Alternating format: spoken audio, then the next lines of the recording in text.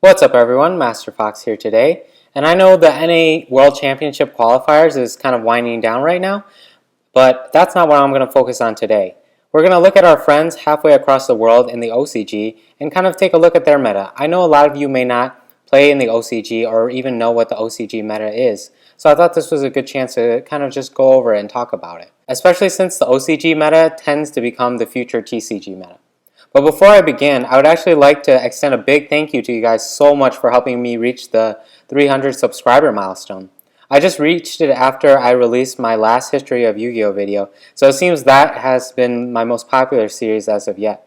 And this is honestly getting very crazy. When I started this channel, my goal is to eventually get to 1,000 subscribers in 1 year, and it looks like I might be able to get there. But I had never imagined that I would do some big series like the History of Yu-Gi-Oh or anything like that. And now that I began, I'm kind of swept into this, and so I have this massive project that I'm working on. I mean, I just started making like these $100 budget decks, and I thought that I would just make some small like dual commentary and things here and there. But I ended up making a big series, and I think that's something that's awesome. I really like what I'm doing now, and I hope you guys are enjoying my videos. And so I'd just like to thank everyone briefly for your continued support, and I hope that you guys continue to support my channel and look out for some cool releases in the future. And now onto the real discussion. So in the OCG, we know that it's essentially a rank 4 meta. The big decks are Nekraz, Heroes, and something called Clownblade, which you may or may not have heard of.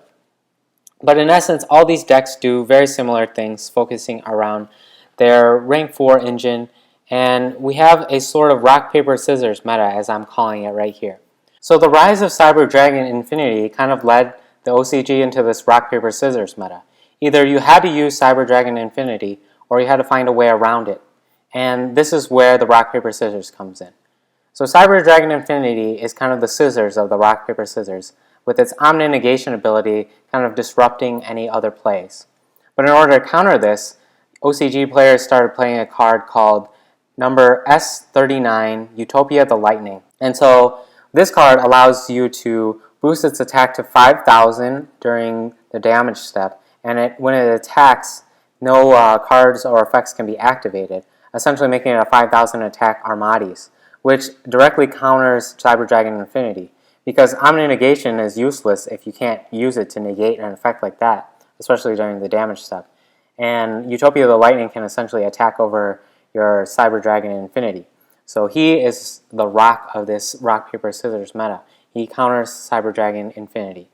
And then, in order to counter the rise of Utopia the Lightning, who rose in turn to counter Cyber Dragon Infinity, we have the third cornerstone of their meta, which is Constellar Pleiades.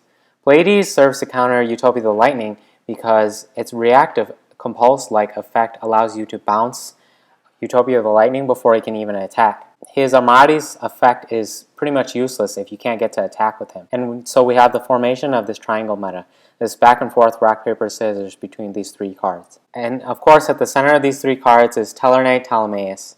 He's the one that allows you to essentially make all of them, except for Utopia the Lightning. Utopia the Lightning can be made from just Utopia, and then you can just stack him onto your Utopia. But this essentially forms your rock, paper, scissors, or triangle meta, or Triforce meta, whatever you guys like to call it. And this is kind of an interesting meta point for discussion because of the way the meta develops in order to counter certain strategies, and then it forms sort of this rock, paper, scissors style game.